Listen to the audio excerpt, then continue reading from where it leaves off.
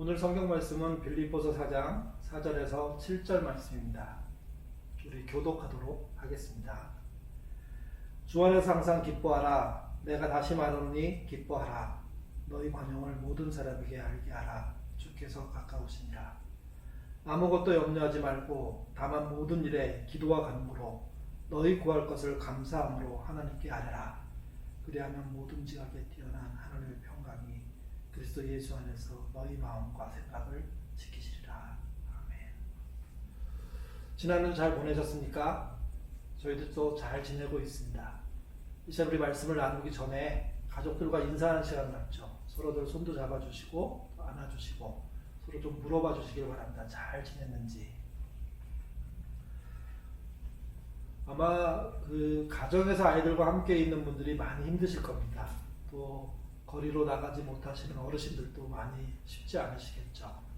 또 직장에 출퇴근하는 우리 교우들 차 타는 자체가, 대중교통 이용하는 자체가 힘겨우실 것인데 또 한 주 잘 이겨내셨으면 좋겠습니다.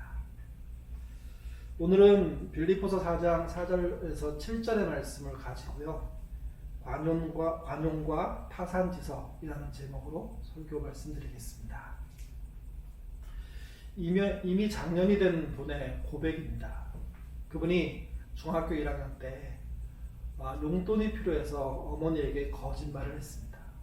그때 거짓말 내용이 이런 거였습니다. 어느 날 엄마에게 사전을 사야 한다고 해서 돈을 받았습니다. 그리고 사전을 사지 않고 그 돈을 자기 마음대로 사용한 거죠. 그리고 돈이 다 떨어지자 다시 한번 어머니한테 이렇게 말했습니다. 엄마, 딕셔너리 사야 돼. 돈을 줘. 엄마는 그 딕셔너리가 무슨 뜻인지 모르고 아이가 필요하다고 하니까 또 돈을 줍니다. 아이는 돈을 받아다가 또 자기 마음대로 사용하였습니다. 그리고 또 시간이 지난 다음에 또 이렇게 말합니다. 엄마, 이번에는 콘사이즈 사야 돼. 엄마는 사전과 딕셔너리와 그리고 콘사이즈가 같은 것인지 몰랐습니다. 그래서 속았던 거죠. 그렇게 엄마를 자주 속이면서 자란 그 사람이 이제 어른이 되었습니다. 그리고 부모가 된 거죠. 그리고 자기 자녀가 자기가 중학교 때 시절을 겪었던 것처럼 중학생이 된 겁니다. 그때 그 아이를 바라보면서 이런 글을 남겼습니다. 사전 한 권을 사면서 3번씩이나 어머니의 주머니를 긁어냈다. 그래도 어머니는 멋지게 속아주셨다. 어머니 안에 사랑이 있고 은혜가 있기 때문이다. 이 말은 어느 정도 억지가 있는 말입니다. 그리고 자기 편리적으로 생각하는 거죠. 그럼에도 불구하고 이 글을 쓴 분이 남기고 싶은 것은 어머니의 은혜가 너무도 크다는 겁니다. 어머니는 몰라서 속으시고 또 알면서도 속는 분이라는 거죠. 그 속아짐이 쌓이면서 어린아이 그리고 말썽 부리는 아이가 어른으로 성장해 왔다는 것입니다. 베드로전서 4장 8절에도 비슷하진 않지만 같은 맥락이 통하는 말이 있습니다. 같이 한번 읽어보겠습니다. 무엇보다도 뜨겁게 서로 사랑할지니 사랑은 허다한 죄를 덮느니라. 사람이 잘못을 저지르고 그것이 덮어지는 이유에 대한 이야기인데 그 이유가 사랑이라는 겁니다. 진짜 사랑은 허물을 덮습니다. 진짜 사랑은 관용합니다. 그래서 그 잘못을 덮어주는 은혜를 보여주는 겁니다. 고대 세아를 배경으로 하는 구약 성경에는 관용이란 말이 없습니다. 그런데 우리가 옛날에 사용하던 개역 한글에 보면 관용이라는 단어가 딱 한 군데 나옵니다. 그게 예레미야 13장 14절입니다.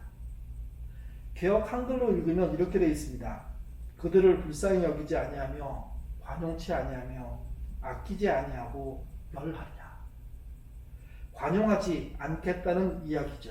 근데 이 본문에 나오는 관용을 히브리어 단어로 보면 후스라는 단어인데요. 이 단어의 뜻은 우리가 말하는 관용이라는 뜻이라기보다는 불쌍히 여기다, 동정하다라는 뜻입니다. 그래서 새로 개역개정 번역하면서는 사랑으로 번역을 했습니다. 그렇듯 구약 성경에는요, 관용이란 말이 안 나옵니다.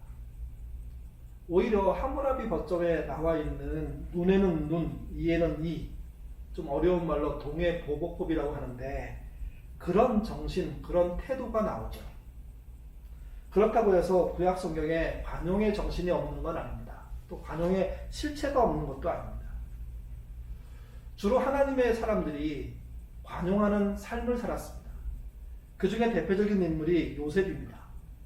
그는 본인이 애굽의 총리가 되고 난 후에 충분히 복수할 수 있는 권력을 가지고 난 후에 자신에게 누명 씌워 감옥살이게 한 보디발의 아내를 보복하지 않습니다. 오히려 관용합니다. 또 자신을 노예로 팔아버린 형들을 복수하지 않습니다. 그들에게 관용을 연거푸어 베풀죠. 그 형들만이 아니라 형들의 후손들에게도 동일하게 관용을 베풉니다. 다윗의 경우에도 자신을 죽이려고 했던 사울, 그를 2번이나 죽일 수 있는 기회가 있었습니다. 그때 그는 관용을 베풀어 사울을 살려줍니다. 더 중요한 것은 요셉과 다윗만 그런 것이 아니라 하나님의 사람들은 관용 없는 고대 사회에서 관용을 보여주는 자로 살았다는 거죠. 그들이 왜 그렇게 살았을까요? 하나님이 관용을 베푸시는 분이기 때문에 그렇습니다. 우리 요엘서 2장 13절 말씀 함께 읽겠습니다. 너희는 옷을 찢지 말고 마음을 찢고 너희 하나님 여호와께 돌아올지어다.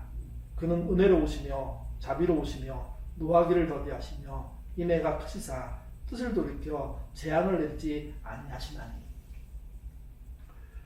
구약시대는 분명히 관용이 없는 사회이고 관용이 쓰이지 않는 사회인데 구약에 활동하신 하나님은 관용을 베푸시는 분이었고 그분의 백성들, 그분의 사람들은 관용을 실생활에서 보여주는 사람들이었다는 겁니다. 이제 신약시대로 넘어옵니다. 여러분, 신약시대에서는 관용이 있었을까요? 그렇지 않습니다. 우리가 신약시대라고 부르는 시대는 사실은 구약시대의 끝부분입니다. 그 시대 역시 여전히 눈에는 눈, 이에는 이, 동해보복법이 통하는 사회였습니다. 그런 사회에 태어나서 30년 동안 사신 예수님께서는 공생애를 시작하시면서 관용하는 삶에 대해서 말씀하십니다. 그 말씀의 핵심 구절이 산상수훈에 나옵니다. 특별히 그 중에서도 마태복음 5장 38절에서 42절의 말씀은 보복하는 그 사회에 대한 완전히 다른 이야기, 새로운 세상에 대한 이야기를 하고 있습니다. 같이 읽어보시죠. 또 눈은 눈으로 이는 이로 갚으라 하였다는 것을 너희가 들었으나 나는 너에게 이르노니 악한 자를 대적하지 말라. 누구든지 내 오른편 뺨을 치거든 왼편도 돌려대며 또 너를 고발하여 속옷을 가지고자 하는 자에게 겉옷까지도 가지게 하며 또 누구든지 너를 억지로 오리 가게 하거든 그 사람과 심리를 동행하며 내게 구하는 자에게 주며 내게 묻고자 하는 자에게 거절하지 말라. 예수님의 이 말씀은 그 시대는 물론이고요, 지금도 통용하기 참 어려운 말씀입니다. 그 통용하기 어려운 말씀을 주님은 당신의 가장 중요한 사상으로 말씀해 주셨습니다. 이 말을 줄이고 핵심을 잡으면 그게 관용에 일삼합니다. 주님은 하나님 믿는 사람들이 세상 사람들과 다르게 관용하는 자로 살기를 원하셨고 그 삶의 길들을 미리 보여주셨으며 실제 자신의 인생 전체를 관용하는 데 사용하신 거죠. 예수님의 13번째 사도라고 말할 수 있는 바울도 예수님의 관용을 이야기했습니다. 여러 군데서 말했는데요. 그 중에 하나가 로마서 2장 23절에서 24절입니다. 함께 읽겠습니다. 모든 사람이 죄를 범하였음에 하나님의 영광에 이르지 못하더니 그리스도 예수 안에 있는 속량으로 말미암아 하나님의 은혜로 값없이 의롭다 하심을 얻은 자 되었느니라. 예수님이 말씀하신 관용은 보통 그냥 사람들이 말하는 관용과 차원이 다릅니다. 예수님이 말씀하신 관용, 특별히 바울이 이해한 예수님의 관용은 이런 거죠. 죄인이 의인되는 관용입니다. 용서받을 수 없는 자들이 용서받는 관용입니다. 예수님이 이렇게 엄청난 관용을 보여주신 것은, 또 엄청난 관용을 보여주시고 우리에게 관용하라고 말씀하신 것은 당신의 관용이 세상 그 어떤 사람의 관용보다 크기 때문에 그렇습니다. 이게 십자가의 관용이고 희생의 관용이고 구원의 관용 아닙니까? 오늘 본문 빌립보서 4장 6, 7절은 아주 유명한 구절입니다. 찬양도 있고 암송하는 분들도 참 많죠. 같이 읽어보겠습니다. 아무것도 염려하지 말고 다만 모든 일에 기도와 간구로 너희 구할 것을 감사함으로 하나님께 아뢰라. 그리하면 모든 지각에 뛰어난 하나님의 평강이 그리스도 예수 안에서 너희 마음과 생각을 지키시리라. 이 말씀을 줄이면 염려하지 말고 기도하라는 거죠. 그러면 하나님의 응답이 있을 거라는 겁니다. 또 하나님이 기도하는 너를 지켜주시라고 약속하시는 말씀입니다. 근데 여러분, 이 본문 6절과 7절 못지않게 중요한 구절이 있습니다. 그게 바로 앞에 나오는 5절입니다. 5절은 6절과 7절에 나오는 이야기를 풀어주는 키에 해당합니다. 그 키가 뭘까요? 같이 읽어보죠. 너희 관용을 모든 사람에게 알게 하라. 주께서 가까우시니라. 아무것도 염려하지 말고 기도와 간구로 그렇게 나가야 될 사람들이 놓치지 않고 잊지 말아야 될 것은 관용하는 삶입니다. 관용하는 삶이 먼저 있는 것이고 그 다음에 염려하지 않고 기도하는 것, 그리고 결과로 마음을 지켜주시는 은혜가 따라오게 되는 겁니다. 흥미로운 건 메시지 성경을 읽어보면 이 관용을요 아주 길게 의역했습니다. 이렇게 기록했는데요. 만나는 모든 사람에게 여러분이 그들 편이며 그들과 함께 일하며 그들을 거스르지 않는다는 것을 할 수 있는 한 분명하게 보여주십시오. 이 말은 관용이 개념이 아니라는 겁니다. 말이 아니라는 겁니다. 분명하게 보여주는 것, 행동으로 나아가는 것, 실천하는 것, 그걸 말합니다. 다시 말씀드려서 실천 없는 관용이란 있을 수가 없습니다. 오늘 본문을 통해 바울은요, 기도와 응답의 관계보다 기도와 관용의 관계를 먼저 설명하고 있다는 것을 우리가 기억할 필요가 있습니다. 우리의 기도가 응답되지 않는 이유가 뭘까요? 우리가 다른 사람을 관용하지 않기 때문 아니겠습니까? 본문은 그것을 우리에게 알려주고 있는 겁니다. 그렇다면 관용을 어떻게 봐야 할까요? 사실 관용 중에는 쉬운 관용이 있고 어려운 관용이 있습니다. 쉬운 관용이란 아무래도 상식적인 관용이라고 말할 수 있습니다. 상식적인 관용은 예절, 예의, 그리고 에티켓에 해당한다고 할 수가 있습니다. 누구나 훈련받고 교육받아서 대한민국의 한 시민으로서 질서를 지키는 그런 정도의 내용, 그게 관용의 가장 끄트머리에 있는 거죠. 근데 예수님이 말씀하신 관용은 이것을 포함하지만 이것을 넘어섭니다. 이때 얼만큼 넘어서느냐? 상식을 넘어서는 관용. 그걸 예수님이 지향하십니다. 생각해 보십시오. 상식의 관용은 누구나 합니다. 우리가 진짜 예수님을 믿는 사람이라면 상식을 넘어서는 관용을 베푸는 자로 살아야 한다는 거죠. 근데 거기서 멈추지 않습니다. 예수님의 관용의 내용들을 보면요, 사실 좀 터무니없는 게 많습니다. 상상이 안 되고 저렇게까지 해야 되나 할 정도로 어마어마한 게 한두 가지가 아닙니다. 다시 말씀드려서 누구나 아는 상식적인 관용을 넘어서서 상식을 넘어서는 관용, 그걸 해야 하는 것은 물론이고 한 걸음 더 넘어가서 터무니없는 관용을 향해서 가는 것, 그게 예수님이 말하는 관용의 방향입니다. 여러분, 우리의 목표는요, 터무니없는 관용을 받은 자로서 터무니없는 관용을 누군가에게 베풀게 되는 자로 사는 거죠. 예수님이 보여주신 터무니없는 관용은 이런 겁니다. 죄인을 용서하는 관용이죠. 또 죄인이 의인되게 하는 관용입니다. 여러분, 용서하는 것과 의인되게 하는 것은 질적으로 어마어마한 차이가 있습니다. 용서하는 것은 여전히 죄인 상태를 유지하는 거라면 죄인이 의인되는 관용이라는 것은요, 거듭나서 영원하게 살 수 있는 길로 들어가게 하는 거죠. 또 예수님의 관용은 병을 낫게 하는 관용입니다. 굶주림을 해결해 주는 관용입니다. 또 강도 만난 사람을 돕는 선한 이웃이 되는 관용입니다. 또 주인과 종이요, 함께 믿는 사람이 되는 것이고 형제와 자매가 되는 관용입니다. 그러니 그분이 보여주신 관용은 그 시대나 지금이나 동일하게 터무니없는 관용이죠. 우리의 관용의 목표는 그 터무니없는 것을 향하여 가야 합니다. 우리가 주님을 만나기 직전까지 이 땅에서 살 것인데 그런 경험들이 있으셨으면 좋겠습니다. 아니, 많으셨으면 좋겠습니다. 그래서 여러분으로 인해서 정말 말도 안 되는 관용을 경험하는 분들이 생겨나고, 아, 그게 예수님을 믿는 결과구나 하는 소리를 듣는 우리가 되시기를 바랍니다. 그럼에도 불구하고 관용하려는 데는요, 주의할 게 있습니다. 혼돈하지 말아야 될 게 있습니다. 모든 것을 관용하려는 태도로 살아야죠. 또 관용해 주어야 됩니다. 근데 여러분, 이것은 개인적인 영역에서 우리가 결정할 수 있는 내용으로 한정해서 먼저 보셔야 됩니다.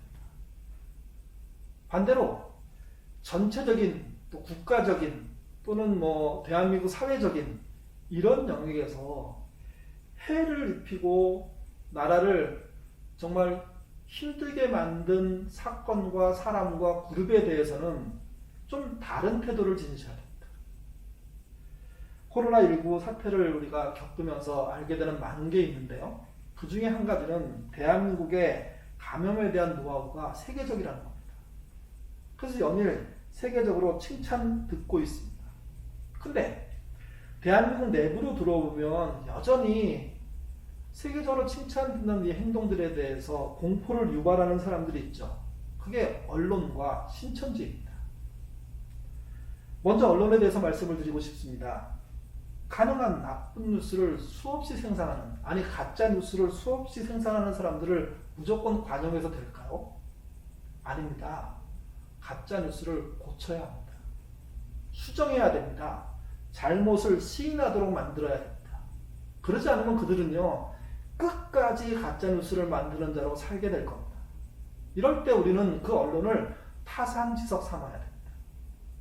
절대로 관용하기보다는, 성급하게 관용하기보다는, 터무니없이 관용하기보다는 조목조목 따져서 그 언론이 어떤 잘못을 했는지 알려줘야 됩니다. 그리고 현명한 국민들이 그 가짜뉴스에 휘둘리지 않아서 가짜뉴스가 필요 없는 세상을 만들도록 애써야 하는 거죠. 그리고 그 언론이 회개할 때, 뉘우칠 때, 잘못을 돌이킬 때, 그때 가서 관용해야 됩니다. 또 한 가지는 신천지입니다. 전염병을 예방하고 전파시키지 않는데 여러 가지로 이렇게 협조해야 될 종교임에도 집단임에도 불구하고 그렇게 하지 않고 오히려 사회 전체를 궁지에 몰아넣는, 사회 전체를 공포에 몰아넣는, 그것도 자신들만 살아남게 해서 그렇게 행동하는 자들은요, 면밀히 따져봐야 됩니다. 뭐가 잘못된 것이며, 뭐가 문제이며, 뭐가 사회의 해악인지. 그리고 그들이 그 잘못에 대해서 뉘우치고 책임질 때, 그때 대한민국 사회는 그들에게 관용을 베풀 수가 있습니다. 근데 그런 것이 한 가지도 이루어지지 않은 상태에서 무조건 관용, 이건 절대로 안 됩니다. 많은 신앙인들이 이걸 뒤집어서 합니다. 국가적으로 피해를 입힌 자들에게는 쉽게 관용하고요, 개인적으로 불편을 느끼게 한 사람에게는 끝까지 싸우는 일들을 하죠. 여러분, 그렇게 해서는 안 됩니다. 개인적으로 피해를 입히고 또는 어려움을 만든 사람이 있다면 개인적으로 관용해주는 그런 신앙으로 살아야 되죠. 그러나 나라를 상대로, 사회를 상대로, 국가를 상대로, 또 공동체를 상대로 조직적으로 어려움을 끼친 사람들이 있다면 그들은 관용의 대상이기보다는 타산지석 삼아서 쫓아가지 않아야 될 대상이고요, 그들을 고치는 일을 해야 하는 것입니다. 이 두 가지가 선행되고 두 가지가 조화가 맞을 때 그게 건강한 시민이 되는 것이고 건강한 교회 교인이 되는 거죠. 우리가 우리가 받기 힘든 관용을 받았습니다. 그러기에 우리는 분명하게 관용을 베푸는 자가 되어야 됩니다. 그러나 언론과 신천지에 관련돼서는요, 쉽게 그렇게 하셔서는 안 됩니다. 오히려 그들의 잘못을 타산지석 삼으시고 그것이 고쳐지도록 노력하고 마침내 고치는 과정들이 지나가게 되면 그게 우리 사회를 밝게 만들게 되는 겁니다. 그래서 관용과 타산지석을 함께 사용하는 신앙이 되어야 됩니다.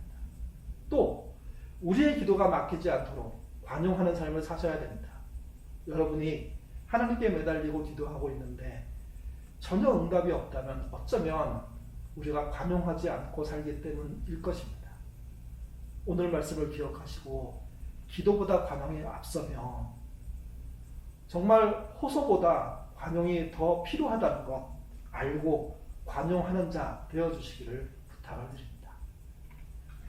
우리가 겨울이 끝무리에 겨울의 마지막에 코로나19의 그런 어려움을 당했습니다. 그리고 몇 주가 지났죠. 요즘 날씨를 보면 그냥 봄입니다. 우리가 코로나19만 아니었다면 꽃놀이도 하고 더 좋은 야외 생활도 하고 더 희망차게 주일에 보지 않았겠습니까? 아마 코로나19가 끝나는 것도 어느 날 갑자기 우리에게 다가오게 될 거라고 생각합니다. 그래서 오늘 설교를 마치면서요, 봄에 대한 시 한 수 읽어드리고 마치도록 하겠습니다. 겨울은 등 뒤에서 슬금슬금 걸어왔지만 봄은 앞길에서 낮은 포복으로 찾아옵니다. 하루아침에 봄이네요. 겨울은 어깨 위에서 으슬으슬 내려왔지만 봄은 발밑에서 으쓱으쓱 밀어옵니다. 아래로부터 봄이네요. 겨울은 준비도 없는 얇은 자에게 먼저 왔지만 봄은 많이 떨고 많이 견디는 자에게 먼저 옵니다. 간절한 자의 봄이네요. 봄이네요. 봄. 마음이 사무치면 꽃이 피는 봄이네요. 우리가 어려운 시절을 겪고 있지만 분명한 게 있습니다. 이 어려움도 지나갈 것입니다. 봄이 이미 온 것처럼 그날이 다가오고 있죠. 그날까지 강건한 믿음으로, 관용하는 믿음으로, 또 기도하는 신앙으로 하루하루 잘 견뎌내시기를 바라고, 아이들과 갇혀있는 이 시간이, 또 공포스러운 그런 출퇴근의 시간이 우리에게는 좋은 교훈으로 남는 기회가 되도록 선용하는 그런 한 주 되시기를 바랍니다. 건강한 모습으로 복귀 원합니다. 여러분 사랑하고요, 열심히 한 주 사시기를 부탁드리겠습니다. 기도하겠습니다. 하나님, 우리가 주님으로부터 큰 관용을 받았습니다. 또 부모님으로부터 관용하는 그런 은혜를 받고 살았습니다. 또 우리 주변에 우리를 관용으로 품어준 사람들이 얼마나 많습니까?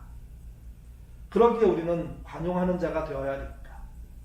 세상은 관용하지 않고 눈에는 눈, 이에는 이로 가지만 우리는 그 삶을 흐름을 역행해서 관용하는 자로 살 수 있도록 주님 인도하여 주옵소서.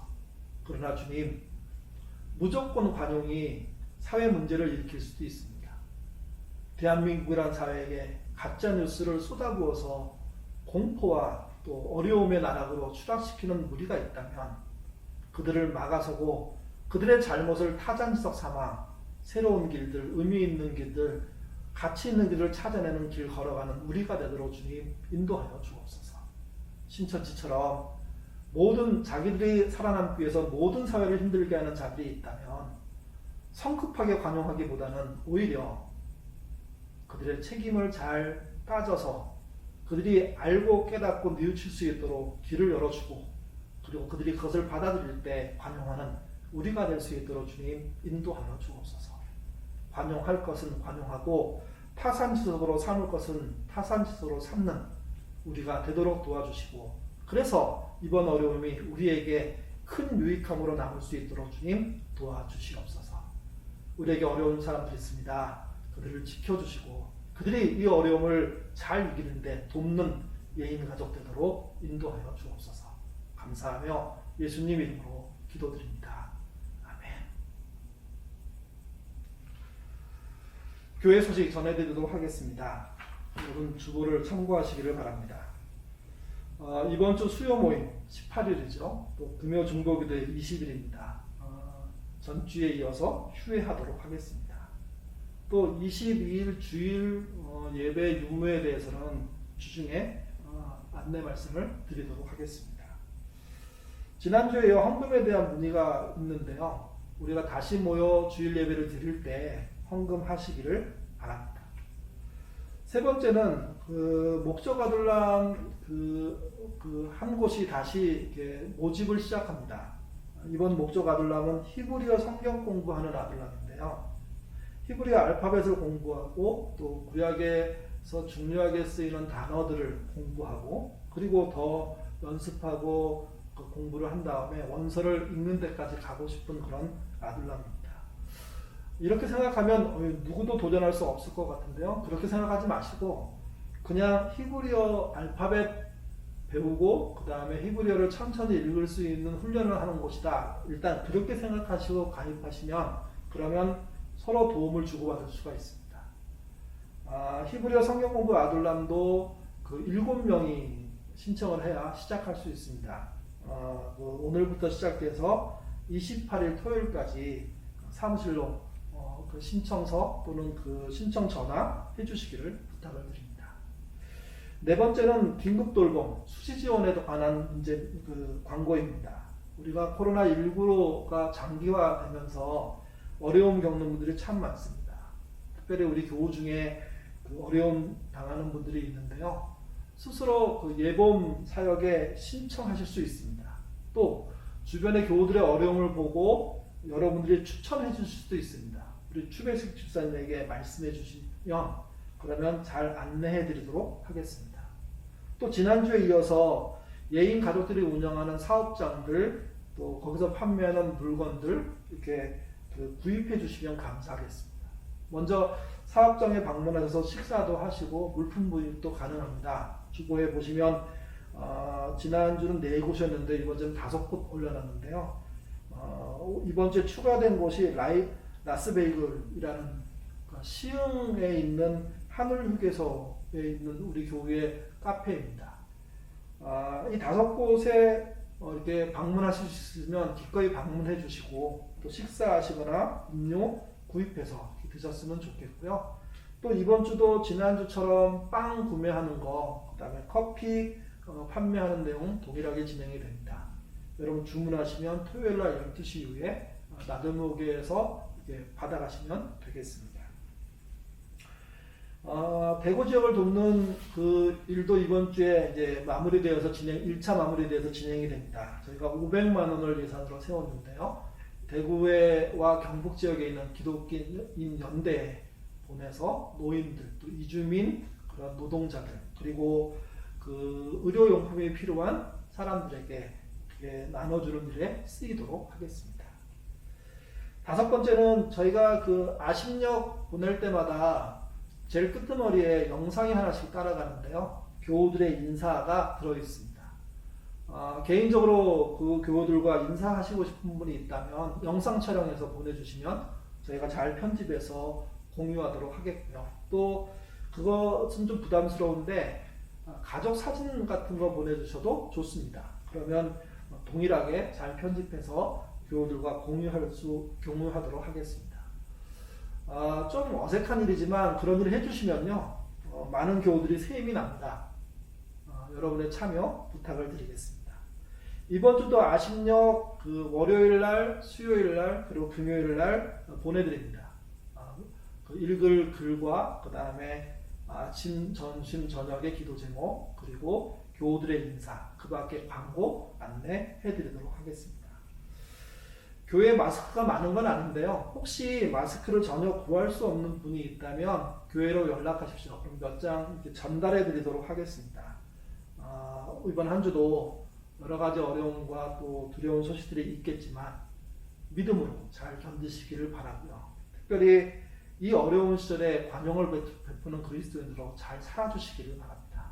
그리고 우리가 얼마 지나지 않으면 보게 될 건데요. 그때까지 건강하게 잘 지내시길 바랍니다. 여러분 사랑합니다. 다음에 뵙겠습니다.